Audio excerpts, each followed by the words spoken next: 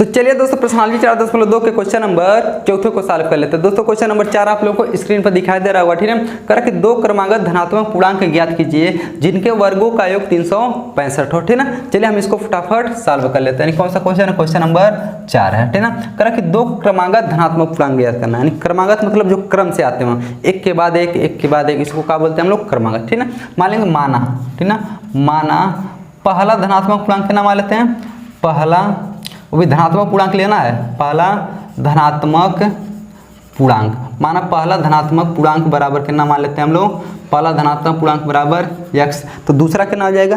x+1 हो जाएगा, क्योंकि क्रमागत क्रम से लेना है, यानी क्रम से लेने के लिए हमको एक एक जोड़ना पड़ता है, ठीक ना। चलिए ध्यान लिखेंगे कौन सी?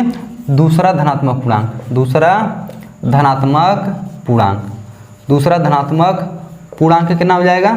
दूसरा धनात्मक पूर्णांक बराबर हो जाएगा x+1 हो जाएगा। देख लीजिए पहले कोई x माने तो दूसरा का कितना हो गया? x+1 हो गया, तभी तो क्रम से आएगा, ठीक ना। अब यहाँ कंडीशन दे दिया है करा कि इनके वर्गों का योग 365 है, और इसका मतलब पहली संख्या का वर्ग करेंगे और दूसरी संख्या का वर्ग करेंगे और दोनों का योग मतलब जोड़ करेंगे, तो यानी दोनों का जोड़ करने के बाद उत्तर कितना मिला? 365 है, यानी पहली संख्या का वर्ग प्लस दूसरी संख्या का वर्ग बराबर कितना दे दिया? 365, ठीक ना। तो लिखेंगे कौन सी? प्रश्नानुसार, प्रश्नानुसार, प्रश्न के अनुसार। प्रश्न क्या कह रहा है, ठीक ना। प्रश्न यही कह रहा है कि पहली संख्या का वर्ग कर दीजिए प्लस दूसरी संख्या का 1+1 का वर्ग कर दीजिए और दोनों का योग कर लीजिए, उत्तर कितना मिलेगा? 365 मिलेगा। पहली संख्या का वर्ग प्लस दूसरी संख्या का वर्ग बराबर 365। चलिए इसको सॉल्व कर लेते हैं। है x² प्लस है a+b का होल स्क्वायर, क्या बनता है? a² प्लस है एक का यानी b² प्लस 2ab, 2 गुणे है कितना हो जाएगा? x गुणे 1 हो जाएगा बराबर 365। देख लीजिए, यानी a² plus b² plus 2a और b हो गया, ठीक है। चलिए x² कितना हो जाएगा? 2x² है प्लस 1 का वर्ग करेंगे तो 1 हो जाएगा, प्लस 2 का नाम 2x हो जाएगा, अब बराबर कितना है? 365 है, तो 365 लिख लीजिए, ठीक ना। अब बताइए क्या कर सकते हैं? हाई इसको लिख सकते हैं 2x² हाई, उसके बाद x वाले को लिख लीजिए प्लस 2x हो जाएगा, यानी 2x² प्लस 2x है प्लस 1 है प्लस 1 है। बताइए 365 उधर प्लस है, इधर लाएंगे कितना हो जाएगा? -365 हो जाएगा, -365 बराबर 0। यहाँ हो गया 2x² प्लस 2x। अच्छा बताइए -365 में से 1 घटाएंगे, यानी -365 में 1 जोड़ेंगे कितना बचेगा? -364 बचेगा बराबर 0। बताइए इसमें से कुछ कॉमन मिल सकता है क्या? मिला क्या? 2 इसमें भी, 2 इसमें भी, 2 इसमें भी है, तो 2 कॉमन ले लेंगे तो कितना बचेगा? यहाँ x² है यानी प्लस x बचेगा, -2 से भाग करिए, 2 का नाम 2, ठीक ना, यानी 1 बच्चा 16 हुआ, 2 8 16, 2 दूना 4 बराबर कितना बचा? 0। कितना बच गया?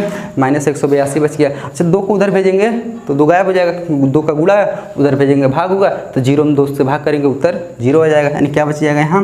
x² प्लस x -182 बराबर 0 बच गया।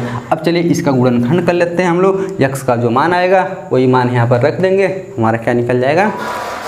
दोनों क्रमागत धनात्मक पूर्णांक निकल जाएगा, ठीक है। ऐसी कौन सी संख्या लें कि गुणा कैले पे 182 आ जाए, जोड़ले या घटाने पे प्लस 1x आना चाहिए। तो हम फिर जानते हैं 14 गुणे 13, 14 में 13 का गुणा करते हैं 182 और 14 में से 13 घटाएंगे तो 1 आ जाएगा, ठीक है। यानी इसको तोड़ेंगे x² plus 14x minus 13x और इधर कितना है? -182 है तो -182। चलिए गुणा, यानी इधर देखिए 14 में से 13 घटाएंगे तो 1x बच जाएगा, और 14 में 13 का गुणा करिए, देखिए 182 आ रहा है, तो 14 तियाँ 42 के 2 और 14 का नाम 14, 4 88 तो 14 4 18, देखिए आ गया 182, ठीक है। अब बराबर 0 है तो बराबर 0 लिख लीजिए। अब इसी में से देखिए कुछ कॉमन मिला है, दोनों में क्या कॉमन मिलेगा? खाली x कॉमन मिलेगा, यानी x प्लस यहाँ कितना बचेगा? 14x प्लस 14 हो गया। दोनों में देखिए माइनस कॉमन मिला तो माइनस निकाल लीजिए।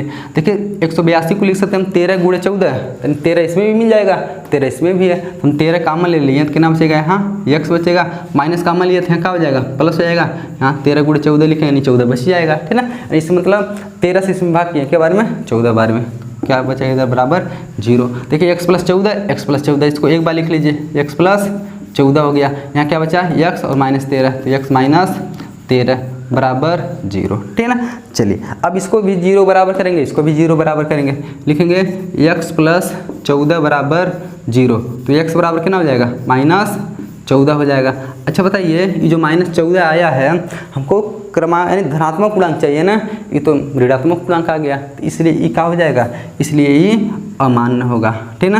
ये क्या हो जाएगा, ये अमान्य होगा, अमान्य, ठीक ना। ये क्या हो गया, अमान्य हो गया। अमान्य मतलब हमको ये उत्तर नहीं मिल सकता क्योंकि हमको धनात्मक पूर्णांक चाहिए, ये तो ऋणात्मक आ गया, ठीक ना। चलिए अब इसको भी 0 बराबर करेंगे, x - 13 बराबर 0, तो x बराबर कितना आ जाएगा, -13 को उधर ले जाएंगे तो +13 आ जाएगा। देखिए ये मान्य होगा कहाँ, हाँ क्योंकि धनात्मक पूर्णांक चाहिए था, धनात्मक मिल गया, ठीक ना। तो लिख लेंगे अतः पहली संख्या बराबर हम कितना माने थे, x का मान कितना आ गया, 13 आ गया, पहली संख्या 13 आ गया, ठीक ना। दूसरी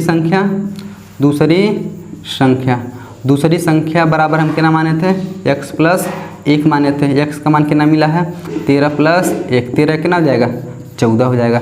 और देखिए क्रम से एक संख्या 13 आ गया, एक संख्या 14 आ गया, और दोनों क्या है, धनात्मक पूर्णांक है, ठीक है। तो दोस्तों आशा करते हैं कि क्वेश्चन नंबर 4 भी आप लोग को अच्छी तरीके से समझ में आया होगा।